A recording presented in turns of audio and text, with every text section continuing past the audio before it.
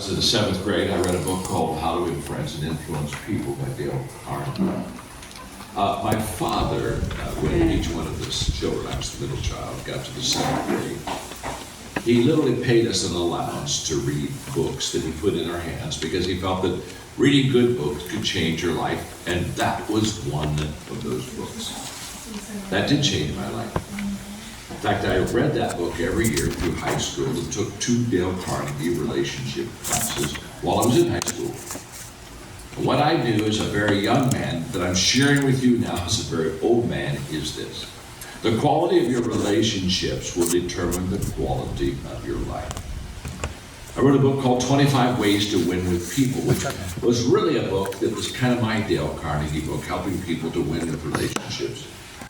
And in that book, on 25 Ways to Win with People, there are 5 people practices that I want to give you that will help you in getting better relationing with other people.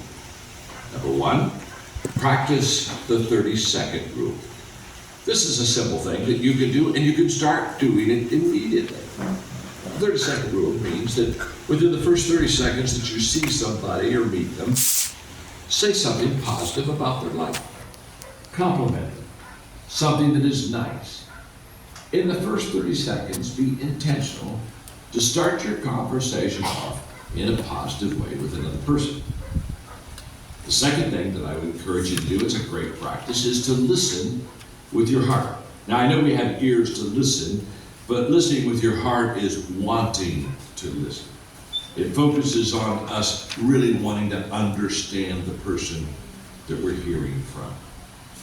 Now, this is a practice that I had to learn because I was not a naturally good listener. In fact, I had one of my staff members one day come up to me and have an honest moment with me and say, "John, you don't listen to us." And for a moment that was hard for me to receive, and I kind of pushed back and was defensive. But the longer that I thought about it, the more I realized that she was exactly right. I didn't listen well. And so for the next couple of years on my legal pad, I'd put a big L over in the right-hand top corner of that legal pad. That big L just stood for listen. And I would get into meetings, and I would be tempted to talk more than I should, and I'd see the big L on the legal pad, and I'd just say, "Shut up, John. Listen. Listen with your heart. Listen to understand. Listen to care." The third thing that I would encourage you to practice in relationships is to remember a person's story. I've discovered that everyone has a story, and I love to hear what their story is. I love to ask them about their story. I can remember Margaret and I, many years ago, going into an Italian restaurant down in the area where we live in Florida called Evo's. And as we were ordering food, I asked for a Coke Zero, and the waitress said that they didn't have Coke Zero there. They had Diet Cokes. I said, "Okay," and I took the Diet Coke. We came in about maybe a month later, and I sat down and I started ordering my food, and the waitress came up to me, and she had a Coke Zero. And she began to pour it into my glass of ice, and I looked at her and said, "Oh my goodness, you got Coke Zero?" She said, "Sure, Mr. Maxwell." She said, "When you were here last, you said that was your favorite drink, and so we have it now in stock for you. We remembered that's what you liked, and so therefore we wanted to serve you well." You see, she remembered my story. And one of the best ways to value people is just to remember their stories. It will make them feel special. Number 4, create a memory and visit it often. I love to create memories. In fact, I try to do it on a daily basis. And with my children as they grew up, and now with my grandchildren, I was always asking them 2 questions. Every experience that we had, big experience, small experience, it didn't matter. I'd ask them these 2 questions. What did you love and what did you learn? I've been asking those questions now for 40 years. And trust me, every experience that you have, you need to evaluate and pull out of that experience something that will help you grow and learn. Asking a person what they love, what they learn, will help them to kind of evaluate those experiences and create those memories with those families and other people around you that they just will never forget. And finally, help people win.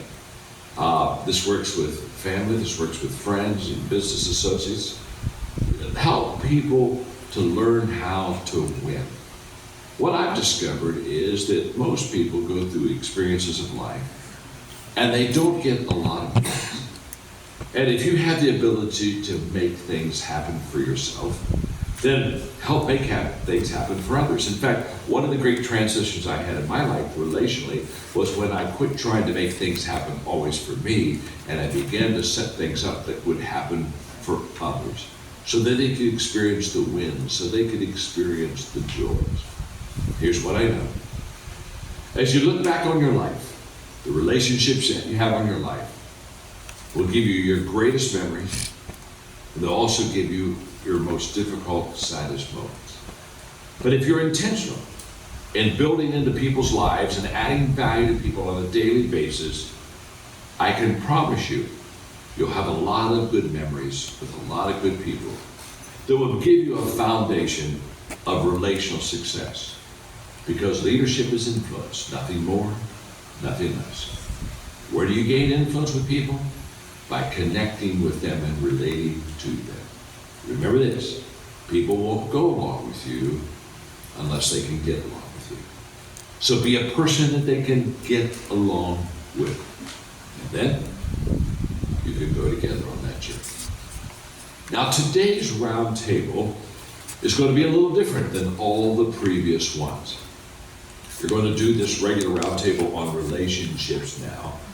But after you're done, your leader is going to invite you to watch another video called My Most Important Relationship.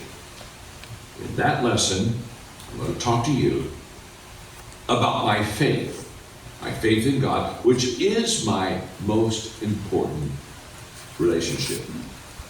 Now, this session is going to be totally voluntary. So if you don't want to participate, it's okay. You can leave. I only want you to stay if you want to stay, but I hope you do. Because if you do stay, you're going to hear me talk about the thing that has helped me to be a success more than anything else. If you said, John, what's the one factor that's made you successful? I'd have to say, it's the faith factor. So go ahead now and enjoy your roundtable on relationships. After that, you'll have an opportunity to hear me talk to you about my most important relationship. I'm excited about that. Because honestly, it could become your most important relationship also. And it will form your journey to success.